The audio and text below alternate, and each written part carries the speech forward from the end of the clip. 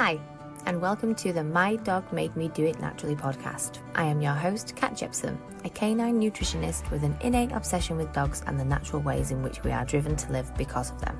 So, let's get to it. Hi everyone, and welcome to another short episode of the My Dog Made Me Do It Naturally podcast. I am your host, as always, Kat Jepson. I hope you are loving the podcast episodes we've been putting out lately. I, for one, have definitely been enjoying recording them and meeting so many wonderful guests. But today, I'm going to discuss how you can kickstart your journey into fresh feeding with 10 simple steps. A lot of the conversations I've been having lately have been based around people feeling overwhelmed and confused and put off starting their fresh feeding journey because it's just so barbaric how much information is out there about how to feed your dog. And one of the things that I really want to try to achieve with Be More Dog Nutrition and this podcast is to show pet parents like yourselves that it really doesn't have to be complicated to start adding fresh foods to your dog's bowl. Now, I've come up with 10 simple steps about how to either switch to a fresh food diet or to just start integrating those all important additions. Now, step number 1 is choose your diet style. Now, this can be a full switch to a fresh food diet if you want. If you want to dive in and go feet first, then why not?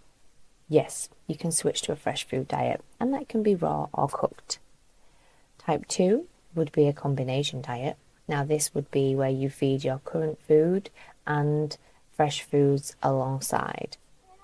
Or you can simply choose to add fresh food toppers to your dog's bowl. And this could be vegetables 3 times a week, or it could be additions such as sardines, mussels, oysters, eggs every day within rotation. That's completely up to you. Now, once you've decided on the type of fresh foods you want to add and feed your dog, then you need to choose your budget. Now, choosing your budget is going to help you determine what fresh foods you can feed, and it can also impact which kind of diet that you do feed. Although I have been doing some research lately on how to build a fresh food bowl for the lowest cost possible. And surprisingly, I have been able to come up with some recipes that can feed a 10 kilogram dog for as little as 44 pence per day for a raw food diet and 78 pence per day for a home cooked diet. So if you do think you can't afford feeding fresh food, then watch this space. So determining your budget is going to be a major factor in which kind of fresh foods you can feed. So just make sure that you are completely honest. Work out exactly how much each meal per day is costing you to feed your dog right now, and then you will be able to move on to the next step. So step 3 is to research your food. Now, researching your food, it may sound like such a major task, but it really doesn't have to be. If you decided to go with fresh food toppers to start with until you are ready to sort of go deeper, then this can literally be a bag of wonky carrots from Morrison's, which are 50 pence at the moment. Or it could be a broccoli, or it could be some frozen vegetables. Then it really doesn't have to be a major spreadsheet with all your finances on it. If you do feel overwhelmed and scary, then definitely do start simple. It really is that easy. So when you are researching your food, a good place to check is the local butchers in your area if you're looking for meats and organ meats, because 9 times out of 10 they do have things that are super cheap that is classed as waste to them, and it's always good to pick up a bargain. You can also join the mailing lists of raw food suppliers, and then that means you will be the first to get the emails of any offers that they have on at the moment. I know quite a few might do like certain percentages off for a weekend, or they might offer free shipping, which can be quite expensive when you're ordering lots of raw food. So by signing up to each of the company's mailing lists, It will give you first dibs on any deals that come out. Now, step 4 is to figure out your dog's daily needs. And this is based around a few aspects, mainly about your dog's body condition. So the first thing you need to do is figure out what body condition does your dog have. Now, to do this, we use the body condition score, which basically tells us if your dog is overweight or underweight or at the ideal weight. I will post a link below on information how you can do this for your dog, so don't worry about that. You also need to get their current body weight, and this is going to help you determine how much to feed. Look at their lifestyle. How much exercise are they doing? Are they fairly active? Are they fairly sedentary? Do they do a lot of moving around? Do they sleep more often? This will also have a huge impact on how much to feed your dog. Now, the key here is to work out your starting percentage. I always recommend 2.5% of their current body weight if they are an ideal weight. A little bit more if they're underweight, or a little bit less if they are overweight. But ideally between 2 to 3% is what you're aiming for. And this you can monitor weekly using the body condition score and also their weight. So if you think you're feeding too little food, then just ramp it up a bit for the next week. Now, step 5 is to choose your food. Now, as we always say, feed the dog in front of you. What's their size, preference, chewing style? What's a suitable food for them? And what kind of food are you happy feeding? Look at what kind of foods you want to include each week, whether that's a different variety of vegetables for the kibble, or whether it's a full-on weekly rotation of the organ meats, raw meaty bones, and so forth. At this step, you need to take into account if they have any health issues. Do they need any extra support with anything? Will they need any supplements with real foods? So do they have arthritis? Do they need joint support? And try to find whole food alternatives for supplements if you can. If you are switching to a homemade fresh food diet, then make sure you are familiar with the vitamins and minerals which are commonly missing from homemade diets, such as iodine, which can be found in kelp. So do a little bit of research on that. I do have some information on our Instagram regarding these vital nutrients, so do check that out if you are unsure. And just make sure to add in a few of these foods to make sure your dog gets what they need. Step 6 is go shopping. Now, this can be really exciting because this is like the first physical, tangible step to feeding your dog fresh food. So if you are scared that your dog isn't going to like the new food, then just buy a small amount to try your dog with for a few days until they get used to it. And then you know it's not going to be wasted or anything like that. Get these little shopping lists from the supermarket or local shops just to kind of test the water and decide if you are comfortable with it, if your dog is going to eat it, or whether you need to make any amendments. And then this way you're not buying a whole load of fresh food that your dog won't eat. Once you've tried this and you've tested your dog with the food and you kind of got into a little routine with it, then buy 7 days worth of food to do your meal prep, or more if you have the space to store it. Now, number 7 is the transition. There are 2 ways that you can transition your dog into a fresh food diet, and that is cold turkey or gradual. Now, cold turkey is you basically fast your dog for 24 hours and then start feeding the new foods the next day. It's really simple, but it's not very good for dogs that might have GI issues because it can cause some upset.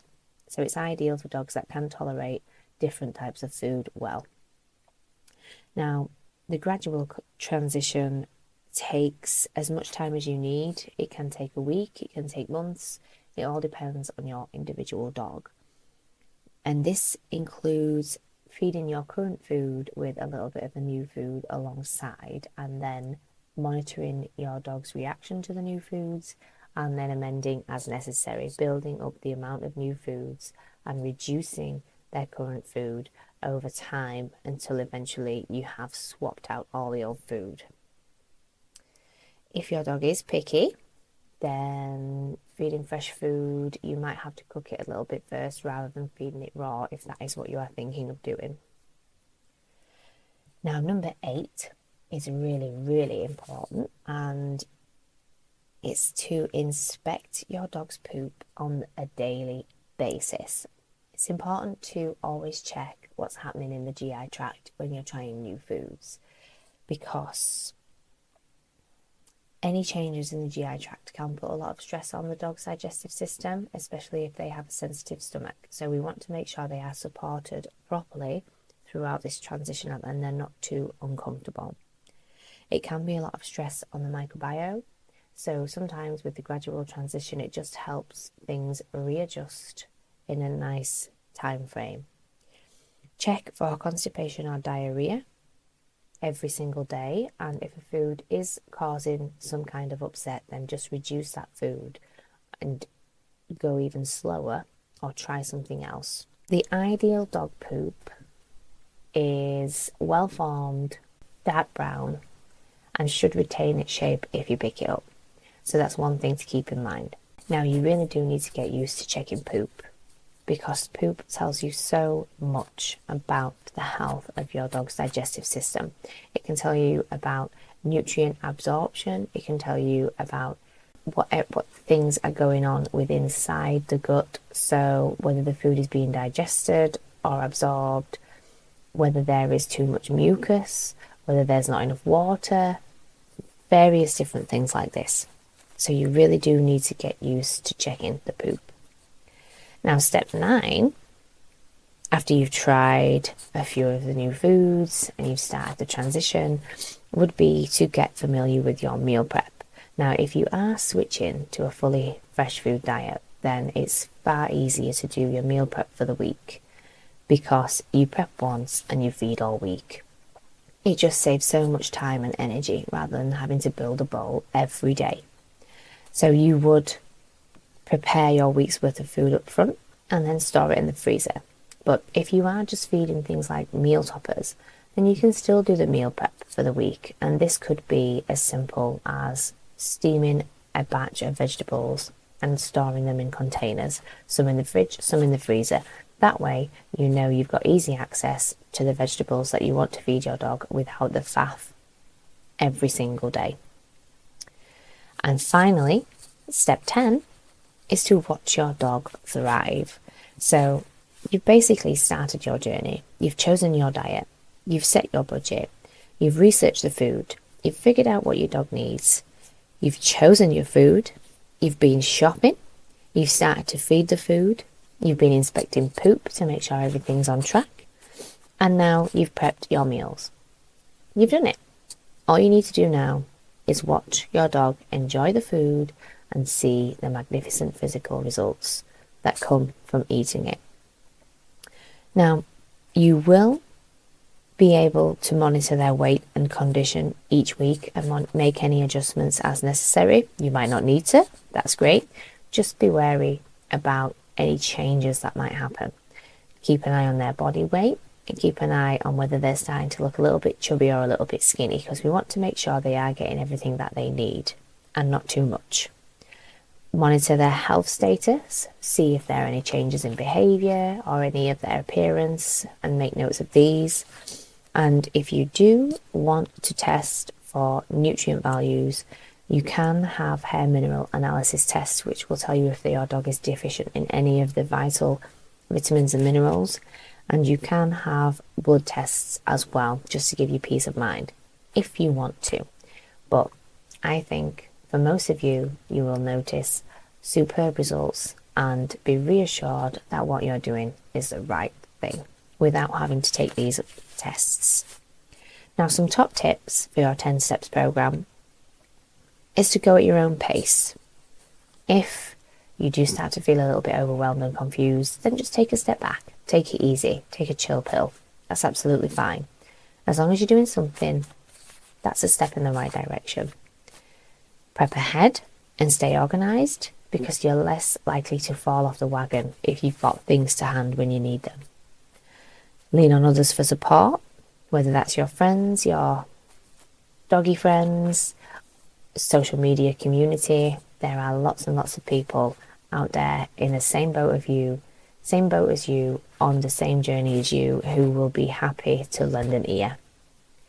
Have pantry staples or ready-made meals for emergencies. It's always good to have something as a backup if you do kind of fall off the wagon, or you've been out all day and not defrosted the food, that kind of thing. Buy in bulk to save money is always a good one. If you have the freezer space to store it, definitely recommend doing that. Keep a record of what your dog likes and dislikes, what their reactions are to foods, and how they're processed through the body and what the poop looks like, just so you can keep a record of what might work better for your dog and things to avoid. And always remember, it's normal for dogs to have some loose stools when changing foods. So don't panic if you feed your dog something and it upsets their stomach a little bit, because it is completely normal. So, just to recap, your 10 steps to fresh food. Number 1, choose your diet. Number 2, set your budget. Number 3, research your food. Number 4, figure out your dog's daily needs. Number 5, choose your food. Number 6, go shopping. Number 7, the transition. Number 8, become a chief poop inspector. Number 9, prep ahead. And number 10, watch your dog thrive. Happy feeding, everyone. I'll catch up with you soon. Thanks for listening to another great episode of the My Dog Made Me Do It Naturally podcast. Don't forget to check out the caption for any links discussed here today. And please, if you enjoyed the show, follow along and listen for free on your favourite podcast app. If you have any questions or would like to share your story, feel free to email me at mydogmademedoitnaturally@gmail.com. Thanks for listening. The purpose of this podcast is for educational and entertainment purposes only and should not be substituted as advice from a veterinarian or other professional.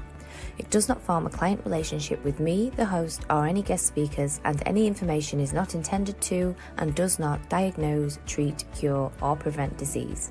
And my guests express our own views, thoughts, and opinions as individuals, and the podcast neither endorses or opposes the views, products, or services discussed here. If your pet is ill, always seek advice from your veterinarian. I am not a veterinarian and I do not treat disease or offer medical advice.